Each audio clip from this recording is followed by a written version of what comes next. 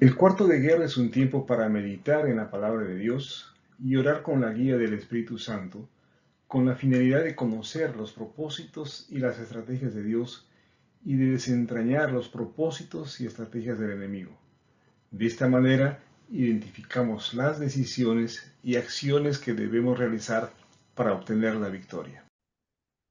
Así que hermanos, ustedes que pertenecen a Dios y tienen parte con los que han sido llamados al cielo. La forma como empieza el capítulo 3 nos ayuda a determinar quiénes somos, ¿no? Somos amados hermanos, pertenecemos a Dios y tenemos parte con los que han sido llamados al cielo. Podríamos entrar entonces a analizar lo que serían los beneficios de la salvación. Somos hermanos. En el capítulo 2 leíamos que Jesús no se avergüenza de llamarnos hermanos. Le pertenecemos a Dios, pues Él nos ha rescatado, nos ha comprado con su propia sangre y tenemos parte con todos aquellos que estamos llamados al cielo. Esa es nuestra ubicación, entonces, que debemos tener presente al continuar estudiando el libro de los Hebreos. Dice entonces a este grupo de personas, a nosotros, consideren detenidamente a este Jesús, a quien declaramos mensajero de Dios y sumo sacerdote. Pues él fue fiel a Dios, quien lo nombró, así como Moisés fue fiel cuando se le encomendó toda la casa de Dios. Acá empieza a hacer un paralelo entre Moisés y Jesús. Se dice que Moisés fue fiel porque se le encomendó la casa de Dios. Podemos tener en cuenta esta tarea de Moisés de sacar al pueblo de Israel de Egipto para llevarlo a la tierra prometida. De modo tal que esa tierra prometida representa la casa a la cual quería Dios llevar a su pueblo. Entonces, en ese encargo Moisés fue fiel. Nos invita a que entonces hagamos un paralelo entre Jesús y Moisés. ¿En qué sentido? Dice, en verdad Moisés fue fiel como siervo en la casa de Dios. Su trabajo fue una ilustración de las verdades que Dios daría a conocer tiempo después. Entonces es importante subrayar que el trabajo de Moisés viene a ser una enseñanza, una forma de ayudarnos a visualizar aquellas verdades que Dios nos daría a conocer después. Evidentemente se está refiriendo a las verdades que Dios nos daría a conocer a través de Cristo. Pero Cristo, como Hijo, está a cargo de toda la casa de Dios. Y nosotros somos la casa de Dios, si nos armamos del valor y permanecemos confiados en nuestra esperanza en Cristo. Acá aparece la figura de la casa de Dios. Así como nos muestra cómo el pueblo de Israel es guiado a la tierra prometida, a esa casa de Dios, también nosotros somos guiados a esa casa de Dios. ¿Por medio de quién? Por medio de Cristo como Hijo. Debemos hacer notar que ahora está usando el término Cristo y el término Hijo, ¿no? Es decir, nos está resaltando al Hijo de Dios, ¿no? Y el Cristo, aquel enviado para que seamos nosotros salvos. Nos está llamando a imaginarnos que Él a través de la salvación, nos está invitando a vivir en su casa. Él es el administrador de la casa, a él se le ha encargado la casa. Por lo tanto, él es el anfitrión que nos recibe cuando entramos a esa casa. Ya la palabra casa entonces nos está hablando de ese propósito de Dios, ¿no? Que encontrábamos en Génesis 1, cuando él empieza a hacer una casa pensando en su familia, ¿no? Dios el Padre y nosotros sus hijos. Bien, entonces nosotros, y acá hay otro aspecto importante a tomar en cuenta, tenemos que considerar que nosotros somos la casa de Dios. Fíjense cómo se van conjugando las cosas, ¿no? Porque nos está hablando de que Jesús, el Hijo, está a cargo de la casa de Dios y nosotros somos la casa de Dios. Es decir, el Hijo está a cargo de nosotros. Siguiendo el símil, cuando somos invitados a entrar a la casa de alguien, ese alguien hace las veces de anfitrión y va a buscar atendernos, ¿no? Que estemos cómodos en esa casa. Nos brindará bebida, nos brindará alimento, nos brindará descanso, nos alojará. Entonces, esa es la mirada que nos está transmitiendo Dios a través de este capítulo 3 de Hebreos.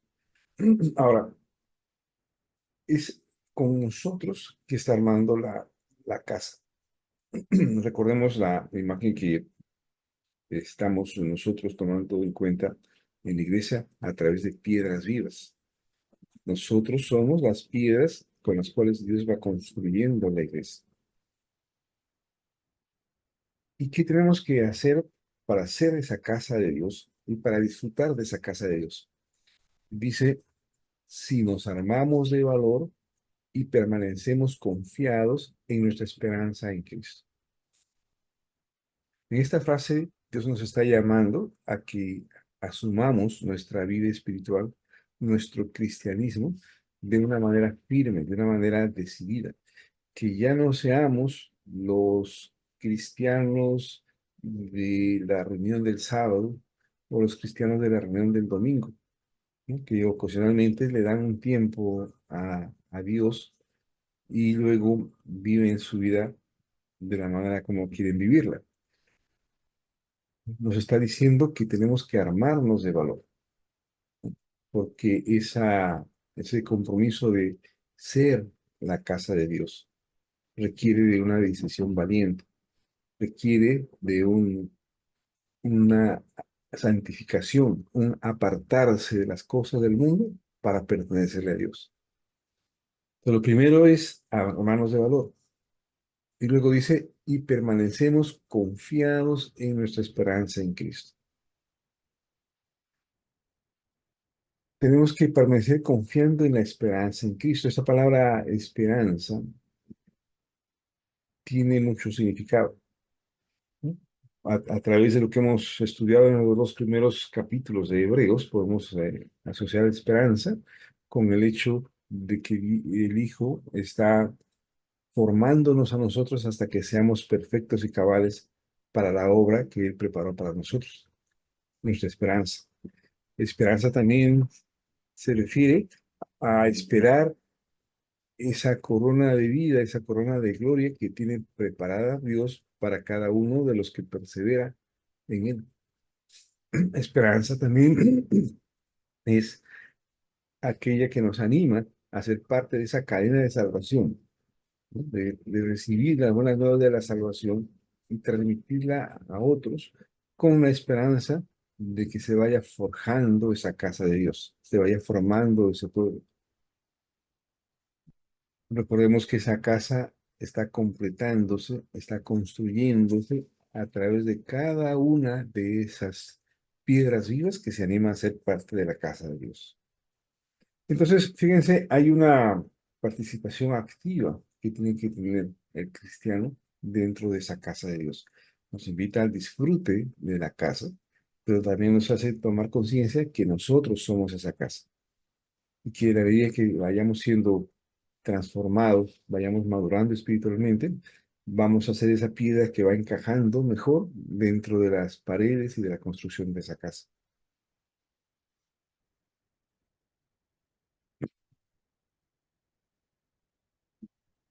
Por eso el Espíritu Santo dice, cuando oigan su voz, no endurezcan el corazón como lo hicieron los israelitas cuando se rebelaron aquel día que me pusieron a prueba en el desierto. Aparece otro elemento muy importante que debe marcar nuestro día a día. Dice, cuando oigan su voz. Nos debe quedar completamente claro que nuestro día a día está marcado por el objetivo de mejorar nuestra relación con Dios. Y esa relación con Dios camina, se desarrolla, se materializa a través del oír su voz.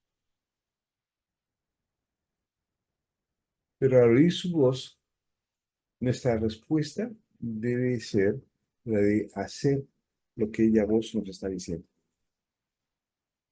El gran error que podemos cometer es que oyendo su voz, no respondamos a esa voz. Y nos pone como ejemplo a los israelitas. Hemos dicho que Israel es sacado de Egipto bajo el liderazgo de Moisés y es llevado a la tierra prometida. Y cuando llegan a las fronteras de la tierra prometida y reciben las noticias de que es una tierra llena de gigantes y que piensan que están siendo llevados a una muerte segura, deciden entonces rebelarse contra Dios.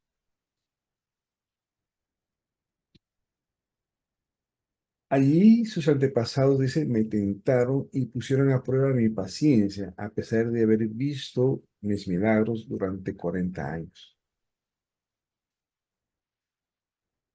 De la misma manera como el pueblo de Israel a través del desierto, a través de esos 40 años, guiados por una columna de humo, una columna de luz, viendo el maná, la apertura del mar para que puedan cruzar, viendo tantas señales, a pesar de ello, cuando llegaron al momento definitivo, dieron marcha atrás. Nosotros también tenemos que recordar todas aquellas cosas que Dios ha hecho por nosotros.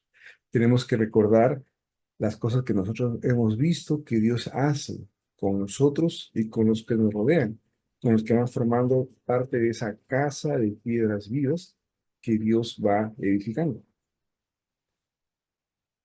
Acá hay entonces un llamado de atención, ¿no es cierto? Si seguimos haciendo ese paralelo que hace entre el pueblo de Israel y su iglesia de hoy, entonces lo que tenemos que hacer es siempre recordar sus milagros y mantener viva la fe de que aun si la tierra prometida implica una lucha espiritual, aún así mantenemos firme nuestra fe, nuestra confianza en Dios. Y acá Dios revela lo que hay en su corazón. Dice, por eso estuve enojado con ellos y dije, su corazón siempre se aleja de mí. Rehúsan hacer lo que les digo. Entonces, hay dos cosas que tenemos que ver, ¿no? Que nuestro corazón no se aleje de Dios y que estemos dispuestos a hacer lo que Él nos dijo. Vuelvo a repetir, nuestra atención debe estar en el objetivo de desarrollar una correcta relación con Dios. Esa correcta relación con Dios pasa por oír su voz y por hacer lo que esa voz nos dice. Si no tenemos esa voz, no estamos viviendo nuestro cristianismo. Y si oímos su voz y no hacemos lo que nos dice, no estamos entonces disfrutando de la casa de Dios. Así que en mi enojo juré, ellos nunca entrarán en mi lugar de descanso. Acá nos añade otra característica de la casa a la cual nos está invitando. La casa es un lugar de descanso. La tierra prometida era la tierra de su descanso, la tierra donde el pueblo de Israel podía descansar. esa casa de Dios que está siendo construida con nosotros es nuestro lugar de descanso. Y entonces el Señor nos está revelando aspectos de la salvación ante las cuales quizás no hemos tomado conciencia o conocimiento claramente. Y es bueno que meditemos en ello. Por lo tanto, amados, cuidado. Asegúrense de que ninguno de ustedes tenga un corazón maligno e incrédulo que los aleje del Dios vivo. Recuerden que acabamos de decir que lo que causa enojo en el corazón de Dios es que nos alejemos de Él. Debemos entender que lo que causa alegría y gozo en el corazón de Dios es que nos acerquemos a Él. Ustedes mismos pónganse en ese lugar, ¿no? Tienen al lado una persona a la cual ustedes aprecian mucho y les gustaría compartir tiempo con esa persona, pero ella, en lugar de prestarles atención y brindarles ese tiempo para estar con ustedes, se aleja, se distancia. Ustedes lo buscan y esa persona se aleja. Ustedes lo esperan y esa persona no llega. ¿Cómo queda su corazón frente a esa persona? Entonces, pongámonos en esa posición para entender entonces también cómo nuestra conducta, nuestra actitud ante Dios puede estar causando ese enojo y puede estar haciendo que no disfrutemos de esa casa de reposo de Dios. Quisiera hacer una breve reflexión sobre la idea del descanso o del reposo. La palabra reposo aparece por primera vez cuando Dios termina la obra de la creación. Él ve que la obra está completa, es buena, es perfecta, por lo tanto descansa. Entonces, ese reposo o ese descanso al cual nos invita Dios, siendo parte de su casa, refleja eso, ¿no? Que tengamos nosotros esa bendición de que la obra que estamos emprendiendo, el trabajo, la empresa, la vida de familia, todo lo que nos corresponde hacer sea bien hecho, para que al llegar al final del día descansemos porque hemos avanzado, porque hemos hecho bien las cosas, porque hemos logrado los resultados que queríamos lograr. Ese es un aspecto del descanso. También ese aspecto nos permite hacer el contraste, ¿no? Porque si llegamos al final del día y repasamos un día de angustia, un día de error, un día de derrota, un día de enfermedad, entonces no tenemos descanso. Nos vamos a dormir pensando en todos esos problemas, esas angustias, esas preocupaciones que tenemos. La segunda expresión que tiene el descanso es que esta está asociada al disfrute de una tierra, como en el caso de la tierra prometida, como el caso del paraíso al cual Dios esperaba que Adán y sus descendientes volvieran para descansar en él. Está asociado entonces a la tierra en la cual estamos, ¿no? El disfrute de la tierra en la cual estamos.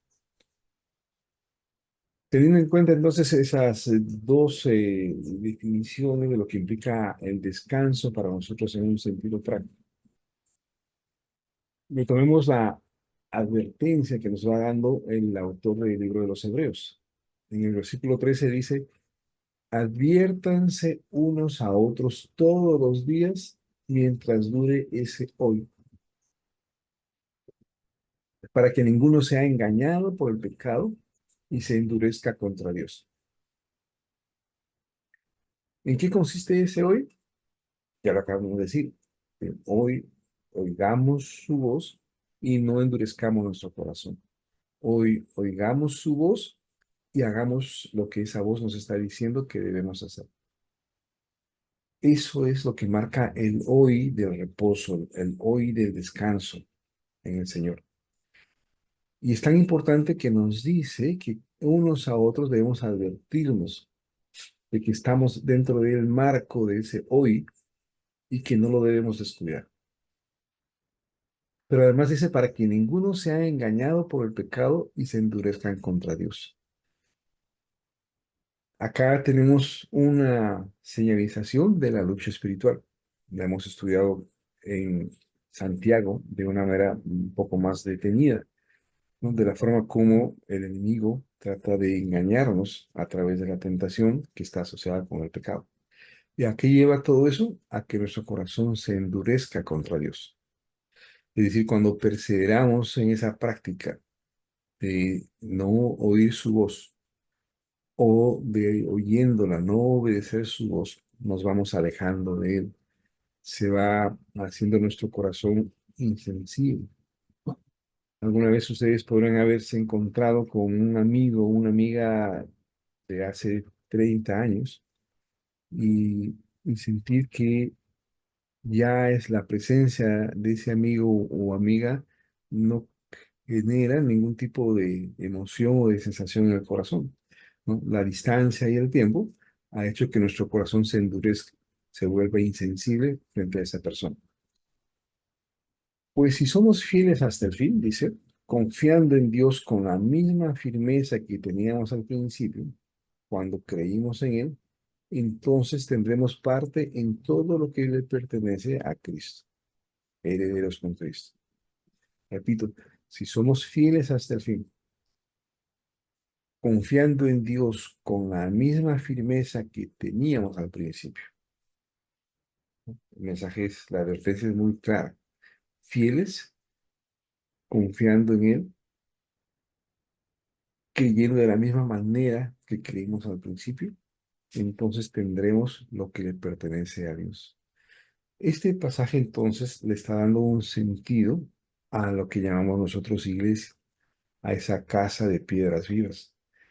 Le da sentido a lo que nos corresponde hacer respecto al estar unidos, alentándonos unos a otros para que, para que seamos fieles hasta el fin, ¿no? Para que confiemos en Dios con la misma firmeza que teníamos al principio, para que podamos disfrutar de el ser herederos como hermanos de Cristo.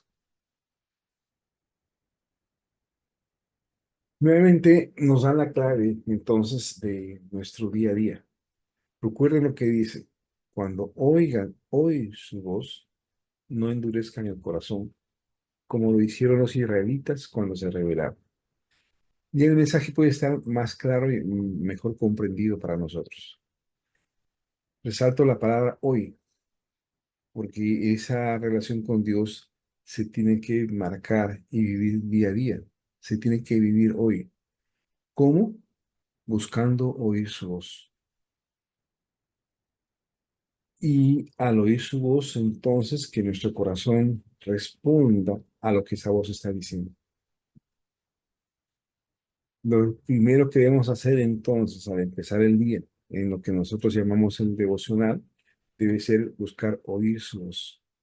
Y nos va a dar enseñanza, y nos va a dar advertencia, y nos va a advertir qué es lo que va a venir y cómo tenemos que estar preparados para lo que va a venir en este día, para lo que va a venir en este mes o para lo que va a venir en este año que empieza.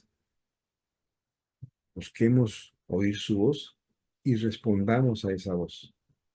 Y no sigamos el ejemplo de los israelitas cuando se rebelaron.